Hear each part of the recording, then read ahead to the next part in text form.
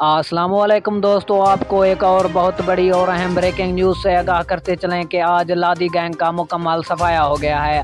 जी हाँ नाजरीन, आज लादी गैंग का सफाया करने में हमारी पाक आर्मी कामयाब हो गई है।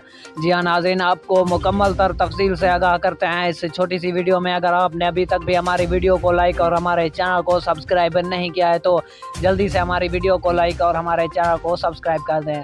जी हाँ नाजरीन, आपका कोई भी कीमती वक्त ज़ाया किए बगैर बढ़ते हैं वीडियो की जानिब।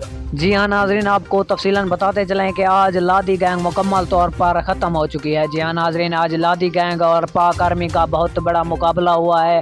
ये मुकाबला बलोचिस्तान के पहाड़ों में हुआ है। जी हाँ नाजरीन, पाक फ़ौज के 2 सिपाही इस जहान फ़ानी से रुखसत हो गए हैं, शहीद हो गए हैं।